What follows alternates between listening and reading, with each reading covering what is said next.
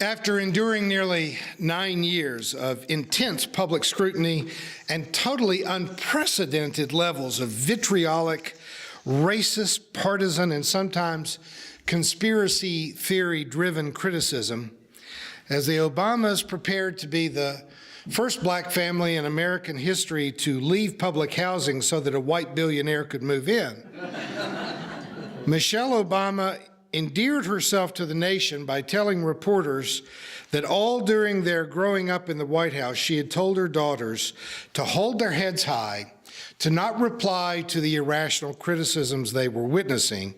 She said, "When they go low, we go high." I trust that I'm not the only one in the room that can say that I miss the Obamas terribly. I miss their class. I miss their confident and calm demeanor. I miss their ability to suffer indignity without reprisal. And as a pastor, I can only applaud any example of civility and respectful language in the presence of such horrible public discourse. But I heard one feminist say recently, with all due respect to Michelle Obama, I think that when they go low, we need to get a shovel and bury them. The heated rhetoric of recent years, fueled by social media and right-wing talk radio, and given some credible substance in the 24-hour news channels that often give more partisan red meat to viewers than actual facts, is just a huge social problem.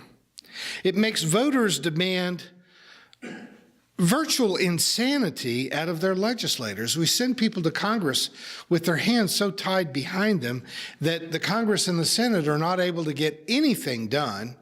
They have become absolutely useless as a legislative body because they're not allowed to actually deliberate issues.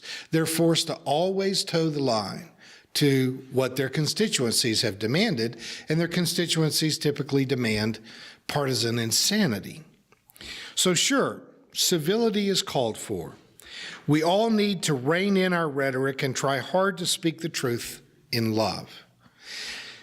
But this wisdom lesson we took from L Menken's treatise on the gods is pointing out that the church, and I think we can safely add the synagogue and the mosque, have often chosen symbolic patriotism, civility, over any kind of loyalty to the truth. Organized religion may throw roses at the concept of speaking the truth in love, but they're much more likely to get the love part right than they are the truth part. That they're always going to be conforming to what is polite society, even when polite society might be masking the most horrible aspects of human civilization. Now, I certainly don't agree with all the conclusions that Reza Aslan reached in his very popular book, Zealot. In fact, I would not even recommend reading it. It's so full of bad scholarship. But Aslan does describe Jesus as being a radical anti-empire reformer, and I think that it's fairly safe to agree with his basic premise that Jesus was not killed because he was healing the sick and feeding the hungry and telling kids to obey their parents and for people to love their neighbors.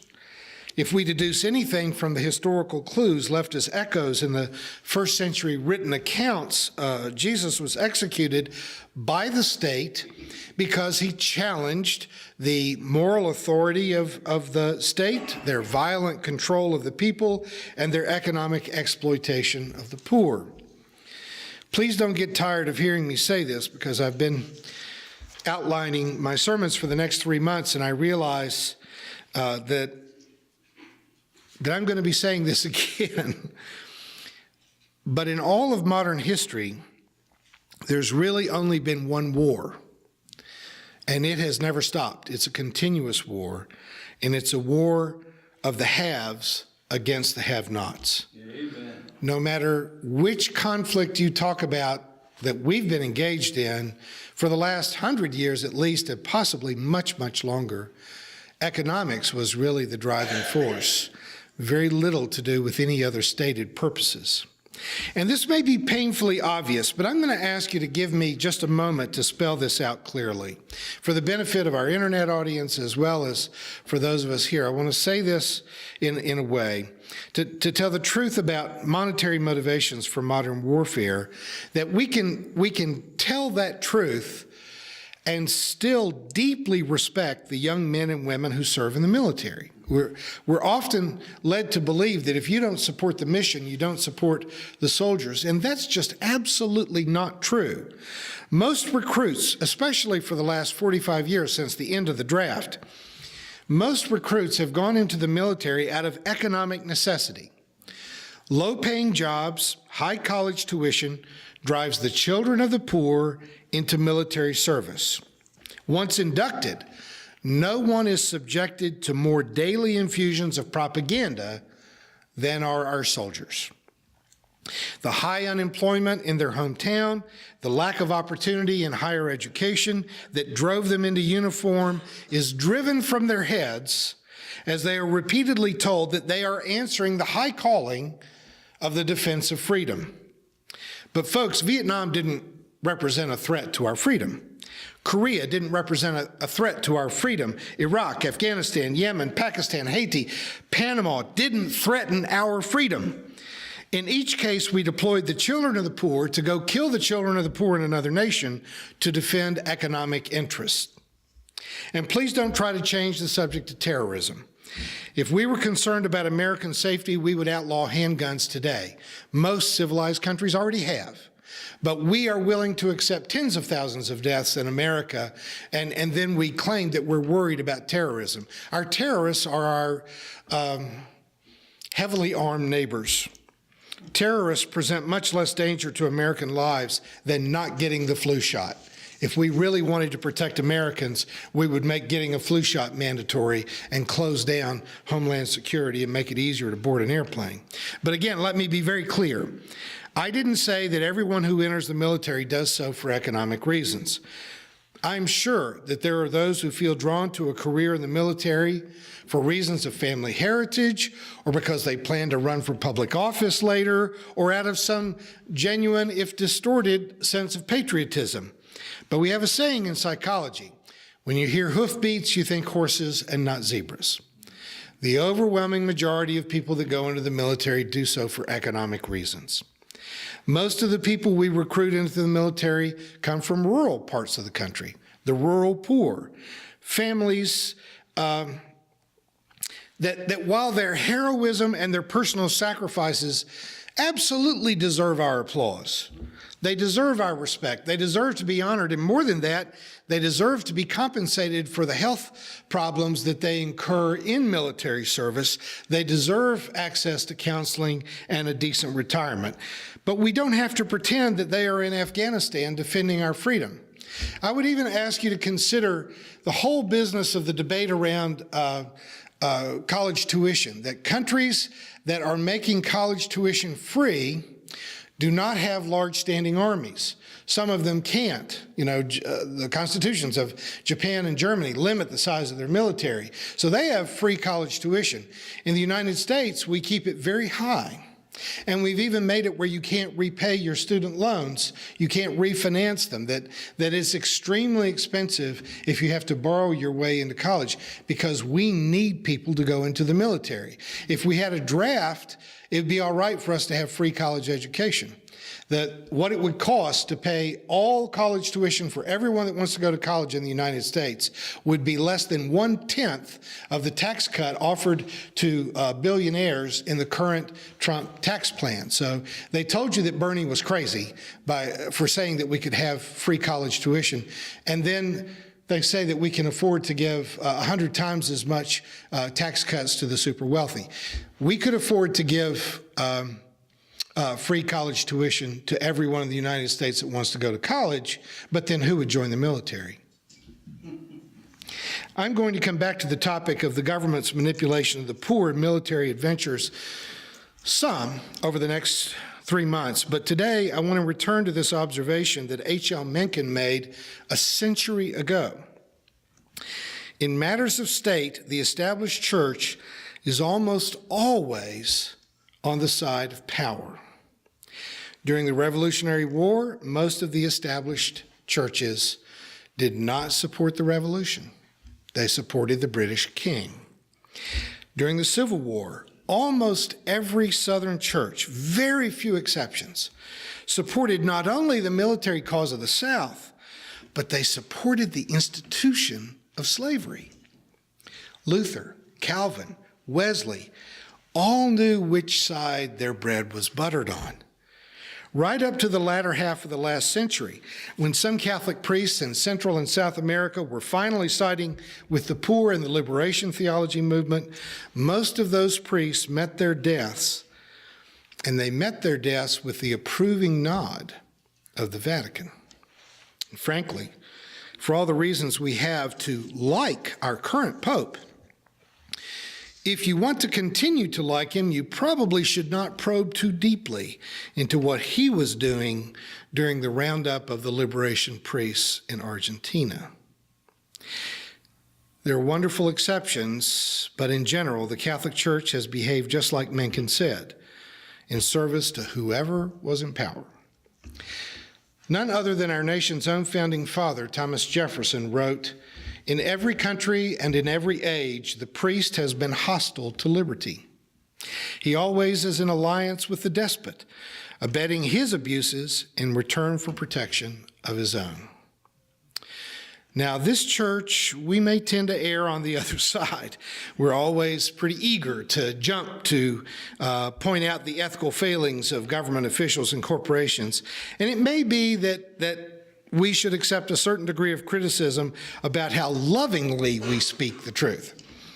There are paradoxically ways in which you can be so right that you're wrong. I mean, you can be so enthusiastic about pointing out the moral failings of governments and corporations that you get to be an awful lot like them.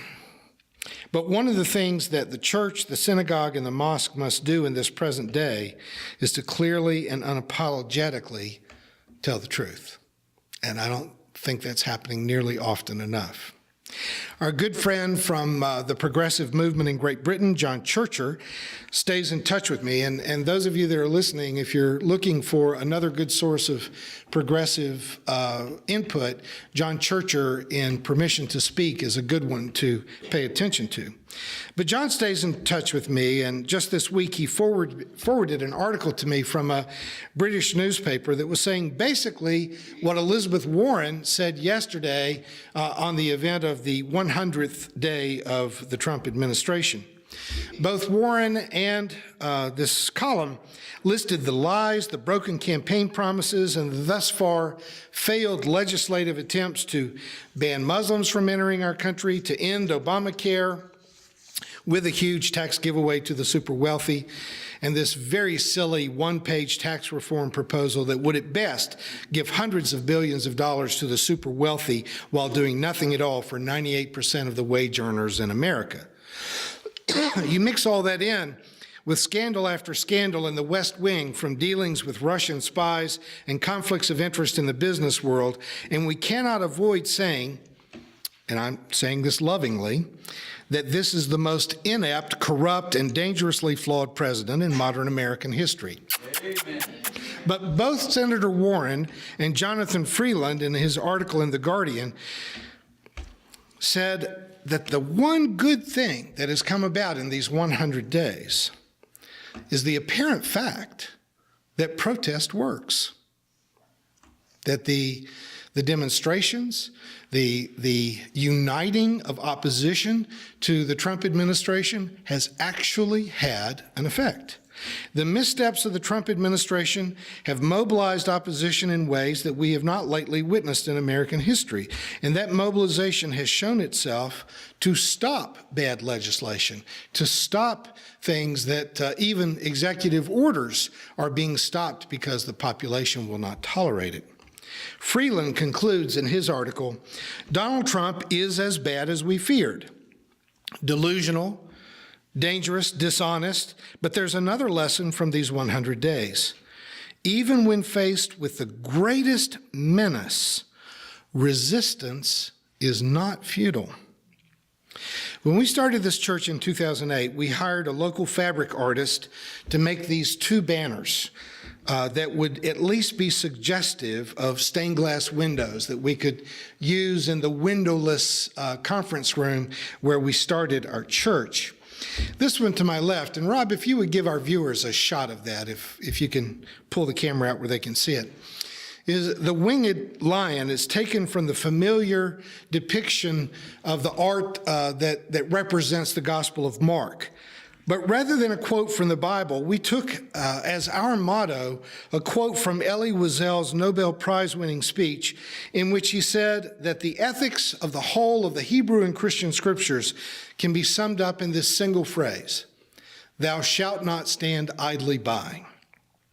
Wiesel said that the Holocaust only happened because people who knew better, who had a more sensitive, refined conscience, held their tongues.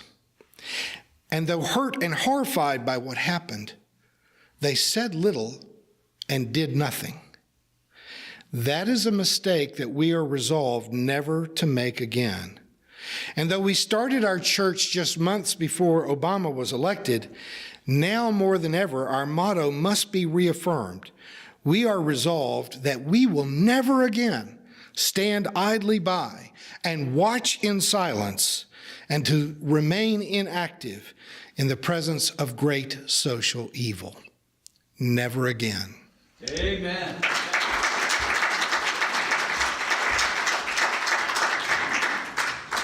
You have been watching a progressive Christian video from the Community Christian Church of Springfield, Missouri. We encourage our viewers to donate to our efforts in feeding the homeless and hungry of our community. Write to us at Reverend Dr. Ray at AOL.com for more information.